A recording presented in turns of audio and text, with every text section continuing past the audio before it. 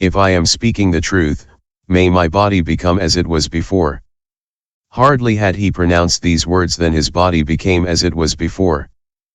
At this sight, men and gods became very joyful and cried out at this miracle. This great bodhisattva will surely become Buddha. We must honor him wholeheartedly and wish that he will become Buddha soon. He will protect us. Then Sakradevendra and Visvakarman returned to the heavens. It is by acts of this kind that the bodhisattva fulfills the virtue of generosity. Question. How does the bodhisattva fulfill the virtue of discipline? Answer. By not sparing his life when it is a question of keeping the pure precepts. Thus King Sutosoma, Sutosoma. For the sake of the great King Kia Mo Chapotio, Kalmasapada, went so far as to offer his life, but did not violate the precepts. There was once a king called Sutosoma, full of energy, observer of the precepts and always faithful to his given word. One morning he mounted his chariot with his courtesans and entered a garden to walk about. When he left the gates of the city, a certain brahmin who had come to beg said to the king, "The king is very powerful and I am a poor man. May he have pity on me and give me something." The king replied, "I agree. I value the teachings of saints such as yourself. We will make mutual gifts to one another." Having made this promise, the king entered his garden where he bathed and disported himself. Then a two-winged king named Gazelle's Foot came swiftly and, from the midst of his courtesans, seized the king and flew away with him. One would have said it was the golden-winged bird seizing a serpent in mid-ocean. The women lamented and wept. In the garden, in the city, within and without, there was turmoil and consternation.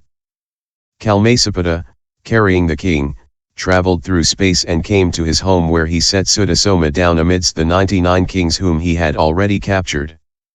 King Sutosoma began to weep. Kalmasapada said to him, "Great Kshatriya king, why are you crying like a baby? Every man must die, everything composite must decay."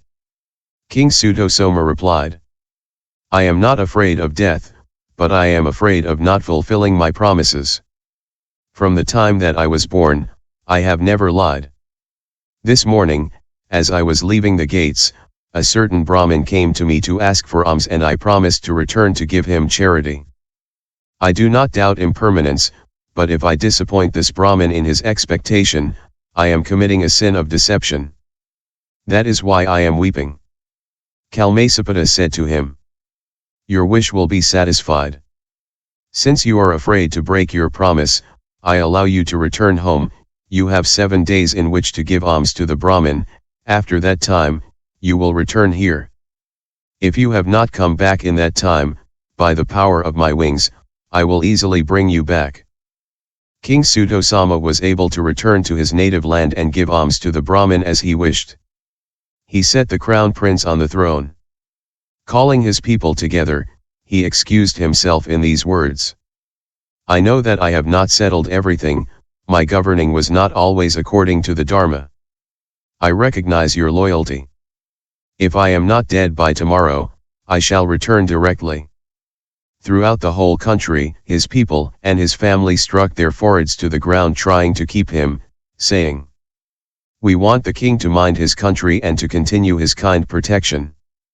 He should not worry about Kalmasapada, king of the Rakshasas. We will build an iron castle surrounded by choice soldiers. No matter how powerful Kalmasapada is, we are not afraid of him."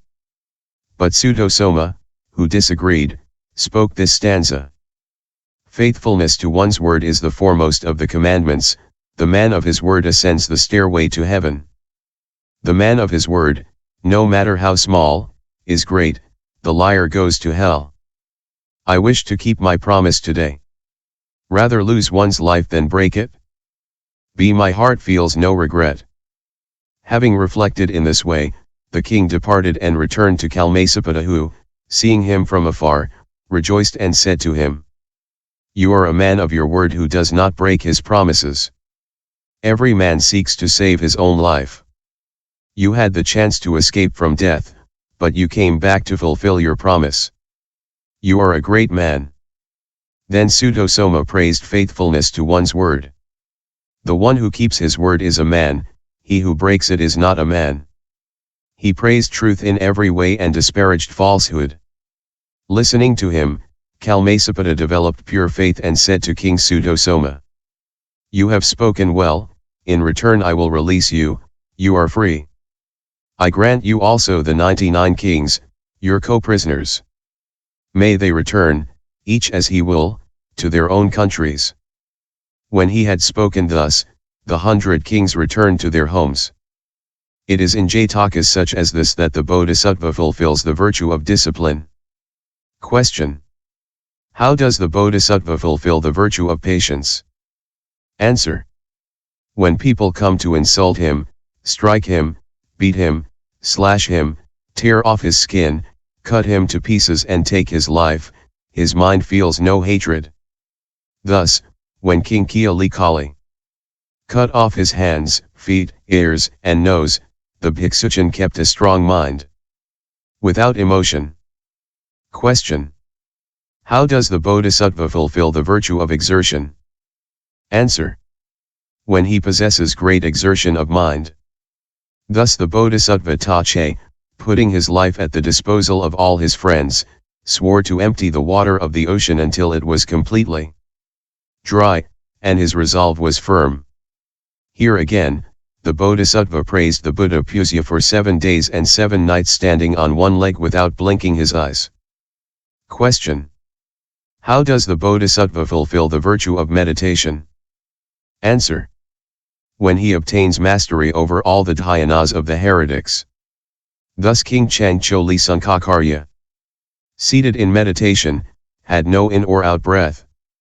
A bird came and laid her eggs in his top knot, which was in the form of a conch. The bodhisattva remained motionless until the fledglings flew away. Question: how does the bodhisattva fulfill the virtue of wisdom? Answer: when his great mind reflects and analyses. Thus the Brahmin Kiupnto, Govinda, the great minister, divided the great earth of Jambudvipa into 7 parts. He also divided into 7 parts a determined number of large and small cities, of villages and hamlets. Such is the virtue of wisdom. This is how the bodhisattva fulfills the 6 virtues. 4. Sojourn in the Tasita heaven. The Buddha became a disciple under the Bodhisattva, observed the pure precepts, practiced the qualities and was reborn in the heaven of the Teochue. Question: why was the bodhisattva born in the Tasita heaven and not above or below it? Possessing great power, he could have been reborn wherever he wished. Answer: 1. According to some, by virtue of the retribution of actions, he had to be reborn in that place. 2. Furthermore, at a level lower than that, the fetters are too heavy, in a higher level, they are too light. In the heaven of the Tasitas, the fetters are neither too heavy nor too light, for there, wisdom is safe. 3. Furthermore, the bodhisattva does not want to miss the time when he is to become Buddha. If he were born in a